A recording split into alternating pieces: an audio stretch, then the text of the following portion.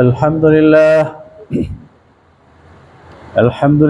نحمده ونستعينه ونستغفره ونؤمن به ونتوكل عليه ونعوذ بالله من شرور أنفسنا ومن سيئات أعمالنا من يهده الله فلا مضل له ومن يضلله فلا هادي له ونشهد أن لا إله إلا الله وحده لا شريك له ونشهد أن محمدا عبده ورسوله أما بعد أعوذ بالله من الشيطان الرجيم بسم الله الرحمن الرحيم فكيف إذا جئنا من كل أمة بشهيد وجئنا بك على هؤلاء شهيدا صدق الله المولانا العظيم اللهم صل على سيدنا ومولانا محمد وعلى آل سيدنا ومولانا محمد وبارك وسلم ثم صل عليه.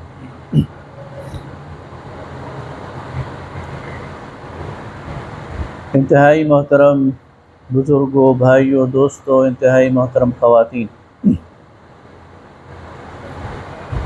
ذی الحج کا اختتام ہے اور یہ وہ مہینہ ہے جس میں نبی کریم صلی اللہ علیہ وسلم نے آخری حج ادا فرمایا، اور ہر سال ذی الحج میں مسلمان لاکھوں کی تعداد میں حج کا فریضہ سر انجام دیتے ہیں۔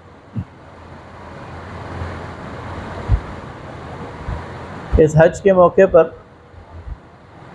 آپ صلی اللہ علیہ وسلم نے ایک خطبہ ارشاد فرمایا۔ آج کل وہ خطبہ ایک اور لحاظ سے زیر بحث بھی ہے۔ سوشل میڈیا پر آپ نے دیکھا ہوگا کہ بعض لوگ اسے حیرت سے، استعجاب سے، اور بعض لوگ اس کے اندر کوئی فتنہ اور سازش بھی دیکھ رہے ہیں کہ کچھ خبریں ایسی ہیں کہ فرانس میں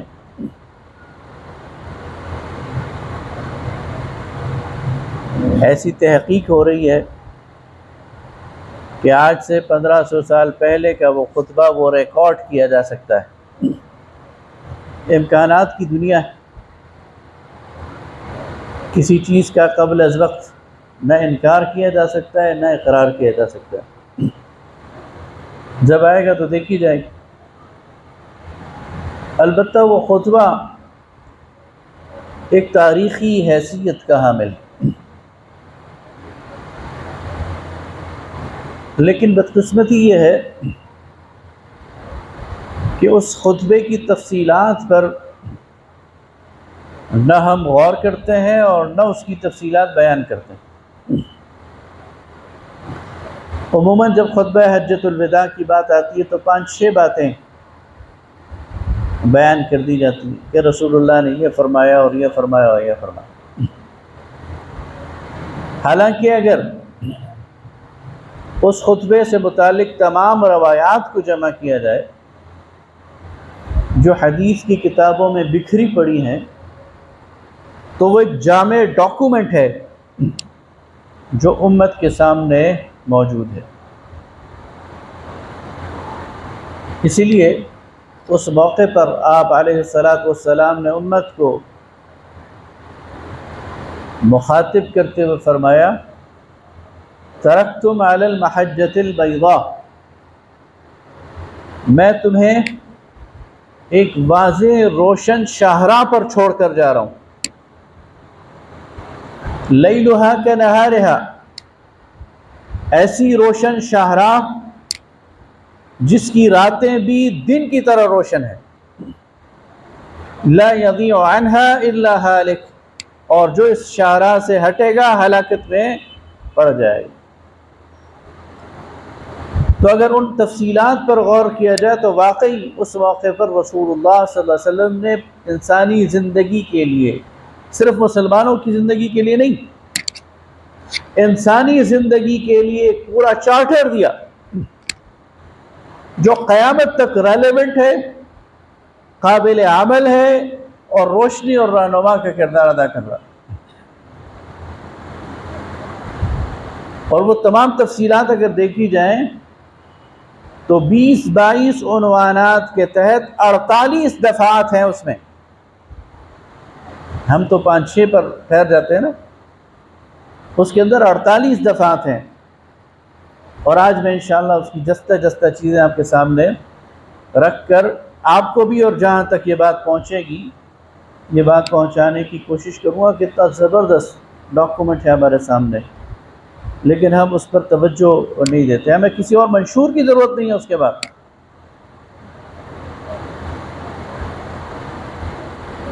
تو میں آپ کے سامنے گزارش کر چکا ہوں کہ عرفہ کے دن نبی کریم صلی اللہ علیہ وسلم نے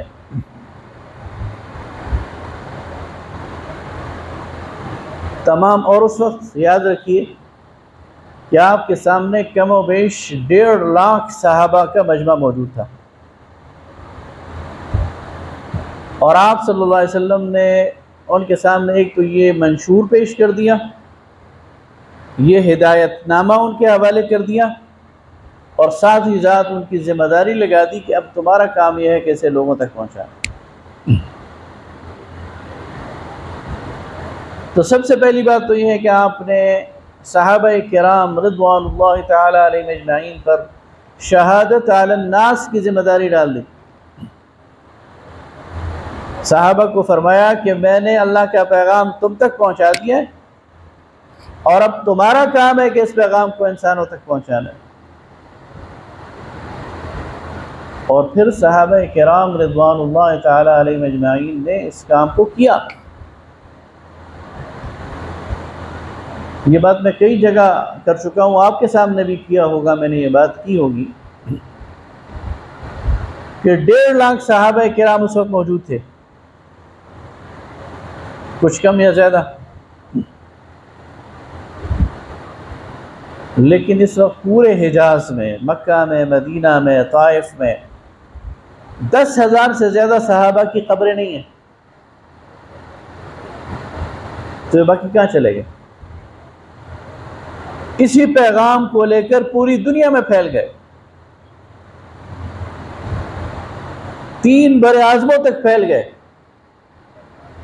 مراکش تک پھیل گئے، مکران کے ساحلوں تک آ گئے، چین تک پہنچ گئے۔ آپ کو صحابہ کی قبریں چین میں ملیں، آپ کو صحابہ کی قبریں مغرب میں، اقصی مغرب میں ملیں گی۔ تو کس لیے گئے تھے؟ اس پیغام کو پہنچانے کے لیے۔ دوسری وصیت نبی کریم صلی اللہ علیہ وسلم نے حسب معمول تقویٰ کی، لوگوں کو کہا کہ اللہ سے ڈرو، زندگی کے ہر شعبے میں، ہر قدم پر، ہر عمل کرتے ہوئے تمہارے اندر ایک احساس جواب دہی ہونا چاہیے۔ تم اللہ کے بندے ہو، آزاد نہیں ہو، شتر بے مہار نہیں ہو، تم سے پوچھا جائے گا۔ یہ جواب دہی کا احساس تمہارے اندر ہونا چاہیے، اور یہ جس کے اندر ہوگا کامیاب ہو جائے گا۔ تیسری بات جو آپ نے فرمائی کہ انسانی تفاخر کی تمام جڑوں کو کاٹ دیا، کوئی کسی پر نسل کی بنیاد پر برتری حاصل نہیں کر سکتا، میں عرب ہوں یہ عجم ہے، میں ترک ہوں یہ ایرانی ہے، نہیں۔ کوئی کسی پر رنگ کی بنیاد پر تفاخر حاصل نہیں کر سکتا، کوئی کسی پر زبان کی بنیاد پر تفاخر حاصل نہیں کر سکتا۔ فرمایا کہ رنگ اور نسل اور زبان کی یہ سارے فخر میں نے اپنی قدموں کے نیچے رکھ دیے ہیں۔ تم سب آدم کی اولاد ہو، اور آدم مٹی سے بنے تھے، تم سب برابر ہو۔ ان اکرمکم عند اللہ اتقاکم، اللہ کے ہاں بہتر وہ ہے جو زیادہ متقی ہے۔ چوتھی بات یا چوتھا موضوع تھا سود۔ سود کو ہر شکل میں ممانعت اس کی اعلان کر دیا، اور سابقہ سود اس کو بالکل قدموں تلے رون دیا۔ سب سے پہلے اپنے خاندان سے ابتدا کی، اور فرمایا حضرت عباس کا جتنا بھی سود لوگوں کے ذمہ ہے وہ سارا میں معاف کرتا ہوں، اور اس کے علاوہ سودی کاروبار لین دین یہ سارا بالکل ختم، فائنل حرام ہے سود۔ جاہلیت کے تمام رسم و رواج کو، قتل مقاتلے کو، خون کو معاف کر دیا اور ختم کر دیا۔ مسلمانوں کے درمیان اخوت قائم کر دی، فرمایا کہ آج کے بعد تمام دشمنیاں ختم ہیں اور ہر مسلمان دوسرے مسلمان کا بھائی ہے۔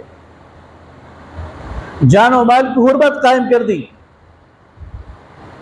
فرمایا جس طرح یہ شہر محترم ہے، جس طرح یہ گھر محترم ہے، جس طرح یہ مہینہ محترم ہے، اسی طرح مسلمان کی جان محترم ہے، اور کسی مسلمان کی اور کسی انسان کی بھی جان کو بغیر کسی حق کے نہیں لیا جائے گا۔ ظلم کی ہر شکل پر پابندی لگا دی اور کہا کہ ایک مسلمان ظالم نہیں ہو سکتا اور اسے ظلم نہیں کرنا چاہیے۔ امانت کے اصول بتائے، کوئی کسی کے پاس امانت رکھوائے گا تو وہ امین، وہ جواب دہ ہے۔ کوئی کسی کی ضمانت دے گا تو وہ ذمہ دار ہے۔ ایک شخص ہے وہ کسی کو ضمانت دیتا ہے کہ تم اسے قرض دے دو، یہ چیز دے دو، میں ضامن ہوں، تو اگر وہ نہیں دے گا تو یہ ضامن پابند ہے کہ وہ چیز واپس کرے۔ پھر اللہ کی راہ میں جو ہجرت ہے، مہاجرت ہے، اس کی آپ صلی اللہ علیہ وسلم نے فضیلت بیان فرمائی۔ خواتین کے حقوق بتائے کہ خاتون کا شوہر پر کیا حق ہے اور شوہر کے خواتین پر کیا حقوق ہیں، اور اس معاشرے میں جہاں خاتون کے حقوق کا تصور نہیں تھا، نبی کریم صلی اللہ علیہ وسلم جو نبی رحمت ہے، آپ دلچسپ بات دیکھیں کہ قرآن پاک میں اللہ رب العالمین جو وراثت کے قوانین بیان کر رہا ہے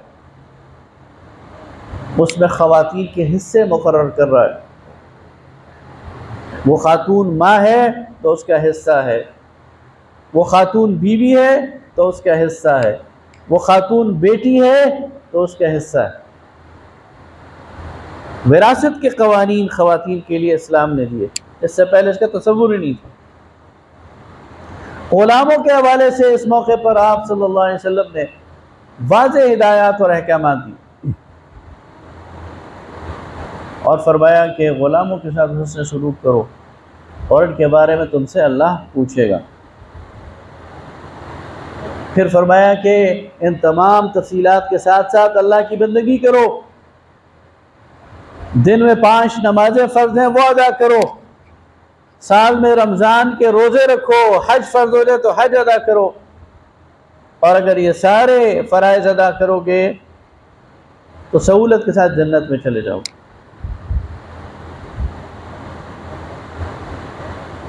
آگے فرمایا کہ ناپ تول میں کمی نہیں کرنی۔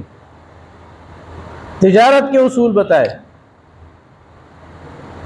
کہ ایک مسلمان تاجر کیسا ہونا چاہیے۔ ایک اور موقع پر فرمایا التاجر الصدوق الامین، وہ تاجر جو سچا ہے اور امانت دار ہے، قیامت کے دن وہ انبیاء اور شہداء اور صدیقین کی صف میں کھڑا ہو۔ اگلی بات بتائی کہ دین میں غلو سے بچو، دین میں انتہا پسندی سے بچو۔ اللہ نے جو کام جتنا کہا ہے اتنا کرو، اپنی طرف سے اضافے نہ کرتے پھرو، اپنی طرف سے بوجھ نہ بڑھاؤ۔ اللہ تعالیٰ سے بھول چوک نہیں ہوئی، اللہ نے جتنا کہا تھا وہ کر دو اور جو نہیں کہا وہ نہ کرو۔ اس کی ایک بہترین مثال، کلاسیکل مثال، حضرت علی رضی اللہ تعالی عنہ کے سامنے ایک شخص نے عید کی نماز سے پہلے 2 رکعت نماز پڑھی، تو حضرت علی نے اسے منع کی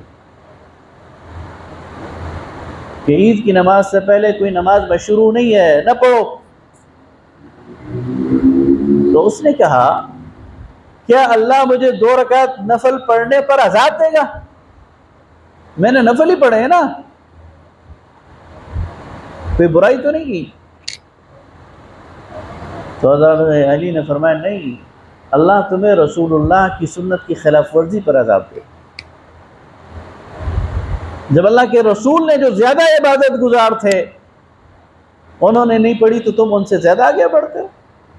تو دین کے اندر یہ جو غلو ہے، یہ جو انتہا پسندی ہے، اور از خود بہت سارے کام شروع کر دینا ہے، نبی کریم صلی اللہ علیہ وسلم نے حجۃ الوداع کے موقع پر اس سے منع فرمایا، اس لیے کہ سابقہ امتیں اس غلو میں مبتلا ہو کر انہوں نے اپنے لیے دین کو مشکل بنا دیا تھا، اور فرمایا کہ اسی غلو نے تم سے پہلے لوگوں کو ہلاک کر دیا۔ علم کا حصول لازم قرار دیا، اور فرمایا کہ ایک مسلمان جو ہے وہ جاہل نہیں ہو سکتا، اسے علم حاصل کرنا چاہیے۔ مسلمانوں کی اجتماعیت اور جماعت سے وابستہ رہنے کی تلقین کی، اور مسلمانوں کے اندر افتراق اور انتشار اور بدنظمی اور تفرقہ بازی اس سے منع کیا، اور کہا ایک نک کٹا حبشی تم پر اگر امیر بنا دیا جائے تو تم نے اس کی اطاعت کرنی، اگر وہ اللہ اور اس کے رسول کے احکامات کی پیروی میں تمہیں کوئی حکم دیتا، اور اگر وہ اللہ اور اس کے رسول سے آزاد ہے اور تمہیں کسی معصیت کا حکم دیتا ہے تو پھر کوئی سمع اور کوئی اطاعت نہیں۔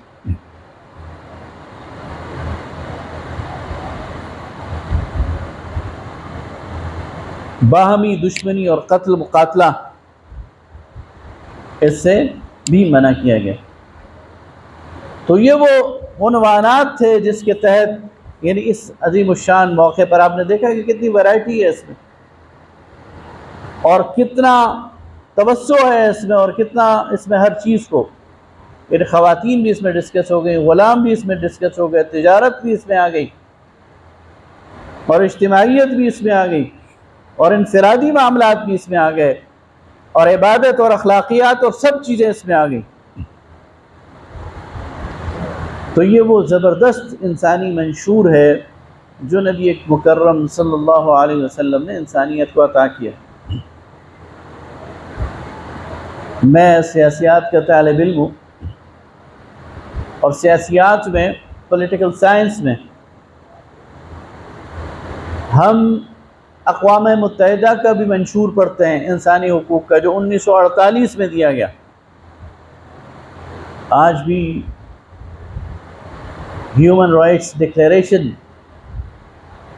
اس کی ساری جو دنیا کی جتنی بھی حکومتیں، ریاستیں اس کی پابند ہیں، اخلاقی طور پر کم از کم۔ اس کا اگر جائزہ لیا جائے اور اس کو کمپیئر کیا جائے اس انسانی منشور سے جو رسول اللہ صلی اللہ علیہ وسلم نے دیا، تو رسول اللہ صلی اللہ علیہ وسلم کا یہ منشور ہر لحاظ سے فائق ہے، برتر ہے، اعلیٰ ہے، عرفہ ہے۔ سب سے پہلی بات تو یہ ہے کہ جس نتیجے تک مغرب 1948 میں پہنچا، اور جس کا سفر انہوں نے 1215 میں میگنا کارٹا سے کیا، وہ سفر آن واحد میں مسلمانوں نے 1400 سال پہلے طے کیا۔ یعنی انسانوں کے حقوق کا جو تصور اس گزشتہ صدی میں 1948 میں مغرب دے رہا ہے، مسلمان ان سے 1400 سال پہلے اس سے بہتر تصور دے رہے ہیں۔ لوگ کہتے ہیں نا وہ ہم سے آگے ہیں ٹیکنالوجی میں، ہم ان سے 1500 سال آگے ہیں انسانی حقوق کے تصور میں، وہ ہم سے پیچھے ہیں، بہت پیچھے ہیں، اور انہوں نے ہم سے سیکھا ہے۔ مغرب نے یہ سارے کام قدم قدم پر کیے، ایک ایک حق حاصل کرنے کے لیے وہ لڑے، جنگیں ہوئیں، بادشاہتوں کی بادشاہتیں الٹی، خون خرابہ ہوا، 2 عالمگیر جنگیں ہوئی، لاکھوں انسان مارے گئے، پھر وہ اس نتیجے پہ پہنچے کہ بشری حقوق یہ ہیں۔ اللہ کے رسول صلی اللہ علیہ وسلم نے یہ بشری حقوق بغیر جنگ کے دیے، بغیر لڑے دیے، بغیر کشت و خون کے دیے، بطور رحمت دیے، بغیر مانگے دیے۔ وہاں کوئی مظاہرے نہیں ہوئے تھے، خواتین نے کوئی پلے کارڈ نہیں اٹھائے ہوئے تھے کہ ہمارے حق ہمیں دو، غلاموں نے کوئی مظاہرے یا ہڑتال نہیں کیے تھے کہ ہمارے حق ہمیں دو۔ رسول اللہ صلی اللہ علیہ وسلم نے بغیر ان کے مانگے، بغیر ان کے مطالبہ کیے، ان کو شرف انسانیت سے نوازا اور اتنے عظیم الشان حقوق ان کو دیے۔ پھر مغرب کا جو تصور ہے انسانی حقوق کا وہ ناقص ہے۔ آج اپنی کلائمیکس پہ بھی، یعنی 1948 کا، یہ ان کا کلائمیکس ہے نا جس کا وہ بڑا چرچا کرتے ہیں، اس میں قانون وراثت نہیں ہے، اور وراثت کا مسئلہ وہ حل ہی نہیں کر سکے ابھی تک۔ امریکہ کی ایک ریاست ہے نا، امریکہ کا یعنی ایک ملک ہے، ریاست ہے امریکہ متحدہ، اس کی 54 ریاستیں، 54 کی 54 ریاستوں میں قانون وراثت مختلف ہے ایک دوسرے سے، یعنی ایک امریکہ میں بھی ایک قانون وراثت نہیں چل رہا، ایک ریاست میں ایک ہے، دوسری ریاست میں دوسرا ہے۔ خواتین کے حقوق کے حوالے سے، خواتین کی وراثت کے حوالے سے وہاں کوئی ایک فارمولہ نہیں ہے۔ 1945 میں انہوں نے خاتون کو مرد کے برابر کا درجہ دیا اور ووٹ کا حق دیا، 1945 میں۔ اس سے پہلے خواتین کے پاس ووٹ کا حق بھی نہیں تھا۔ اسلام نے 1500 سال پہلے خواتین کے لیے اور ویسے سارے قانون وراثت دیا، اس لیے اسلام کا جو تصور ہے وہ ان سے بہت بہتر ہے۔ یہ آج بھی اس صورت میں بھی ناقص ہے۔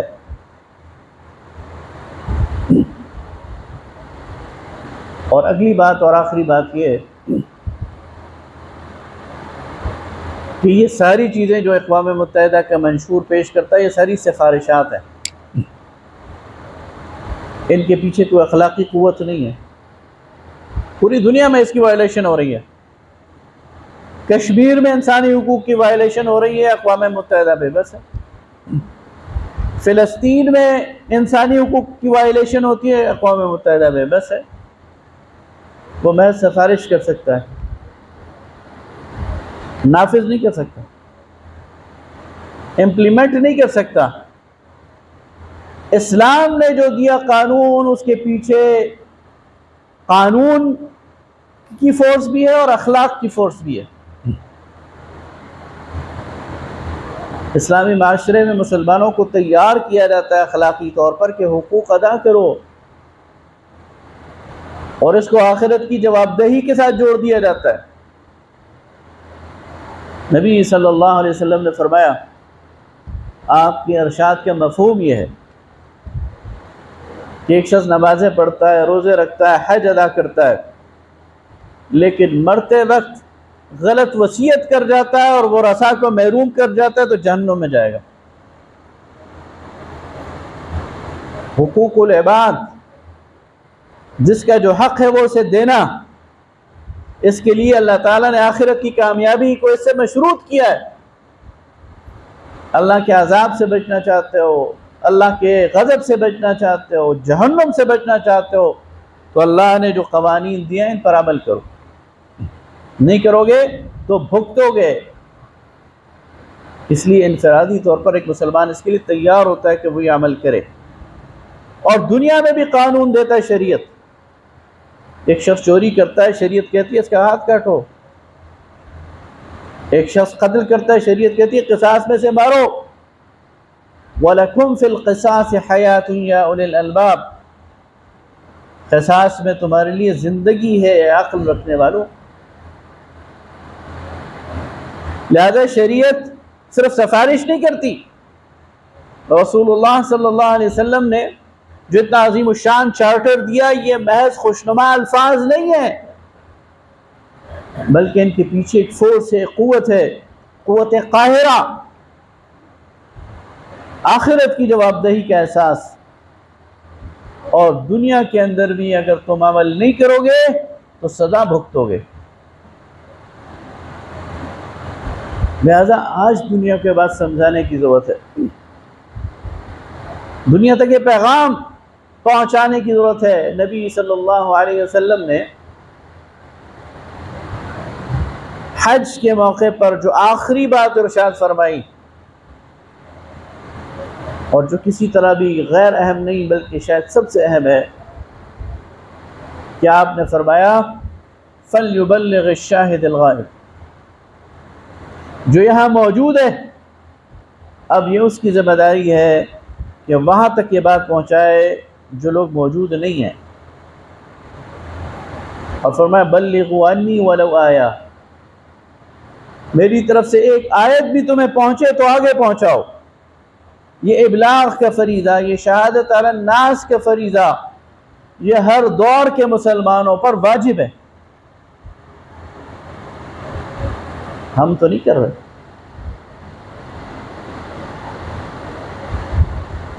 اور اگر انجام آپ کو بتا دوں تو شروع میں نے وہ آیت پڑھی تھی، وہی اس کا اختتام ہے۔ نبی کریم صلی اللہ علیہ وسلم مسجد نبوی میں تشریف فرمائے اور صحابہ کرام موجود ہیں، حضرت عبداللہ ابن مسعود رضی اللہ تعالیٰ عنہ بھی موجود ہیں۔ رسول اللہ صلی اللہ علیہ وسلم نے فرمایا اے عبداللہ مجھے قرآن سناؤ۔ حضرت عبداللہ ابن مسعود نے کہا یا رسول اللہ آپ صاحب قرآن ہیں، قرآن آپ پر اترا ہے، میں آپ کو قرآن سناؤں؟ آپ نے فرمایا ہاں آج میرا دل کر رہا ہے کہ میں کسی اور سے قرآن سنوں۔ حضرت عبداللہ ابن مسعود رضی اللہ تعالیٰ عنہ کہتے ہیں میں نے سورہ نساء کی تلاوت کرنی شروع کری، اور تلاوت کرتے کرتے سورہ نساء کی 40ویں آیت فَكَيْفَ إِذَا جِئْنَا مِنْ كُلِّ أُمَّةٍ بِشَهِيدٍ وَجِئْنَا بِكَ عَلَى هَؤُلَاءِ شَهِيدًا، جب میں یہاں تک پہنچا تو آواز آئی عبداللہ بس کرو۔ میں نے جب نظر اٹھا کر رسول اللہ صلی اللہ علیہ وسلم کی طرف دیکھا تو آپ صلی اللہ علیہ وسلم زار و قطار رو رہے تھے، اور آپ کی داڑھی مبارک سے آنسوؤں سے تر تھی۔ فَكَيْفَ إِذَا جِئْنَا مِنْ كُلِّ أُمَّةٍ بِشَهِيدٍ، قیامت کا منظر ہوگا، اور کیا حال ہوگا جب ہر امت سے گواہ اٹھایا جائے گا۔ وَجِئْنَا بِكَ عَلَى هَؤُلَاءِ شَهِيدًا، اور اے نبی ان لوگوں پر ہم آپ کو گواہ بنا کر کھڑا کریں گے کہ کیا آپ نے ان تک پیغام پہنچایا تھا یا نہیں۔ احساس ذمہ داری، اللہ کے رسول صلی اللہ علیہ وسلم نے وہ ذمہ داری پوری کی، لوگوں سے گواہی بھی لے لی۔ حجۃ الوداع کے موقع پر آپ نے فرمایا هل بلغت الرسالہ، کیا میں نے رسالت کی تبلیغ کر دی؟ تو تمام مجمع نے بیک زبان کہا نعم نعم نعم، ہاں ہاں ہاں، قد بلغت الرسالہ، آپ نے رسالت پہنچا دی، وادیت الامانہ، امانت پہنچا دی، ونصحت الامہ، امت کو نصیحت پہنچا دی۔ آپ نے فرمایا فلیبلغ الشاہد الغائب، میں نے تو پہنچا دی، اب تمہارا کام ہے ان تک پہنچانی ہے جن تک یہ نہیں پہنچی۔ یہ قیامت تک جاری رہے گا۔ صحابہ کرام نے تابعین تک پہنچائی، تابعین نے تبع تابعین تک پہنچائی، انہوں نے علماء تک پہنچائی، اپنے اپنے دور تک پہنچائی۔ آج میرا اور آپ کا یہ کام ہے کہ ہم اس کو آگے پہنچائیں، لیکن ہم تو اپنے کاروبار میں لگے ہوئے، ہم تو اپنے دنیا کے بکھیڑوں میں لگے ہوئے ہیں، بچوں کو کامیاب کرنے میں لگے ہوئے ہیں، رسم و رواج میں لگے ہوئے ہیں۔ پوچھ لیا اللہ نے مجھ سے اور آپ سے، اور انہی لوگوں کے درمیان کھڑا کر کے تمہارے پاس علم تھا، تم نے لوگوں تک نہیں پہنچایا، تو مجرم کون ہوگا؟ کوئی میرے دائیں بائیں میرے محلے والا میری گردن پکڑ لے قیامت کے دن، اس کے پاس علم تھا، اس کے پاس پیغام تھا، اس نے نہیں پہنچایا، میں کہاں جاؤں گا؟ اللہ تعالیٰ سے ہمیں اس کی پناہ مانگنی چاہیے، اور اسی شہادت علی الناس کا فریضہ یہ کرتے رہنا چاہیے، ادا کرتے رہنا چاہیے، اسلام کے ابدی پیغام ہر جگہ پہنچانا چاہیے، خود مسلمانوں کو بھی اور غیر مسلموں کو بھی۔ اقول قولی ھذا واستغفر اللہ لی ولکم ولسائر المسلمین۔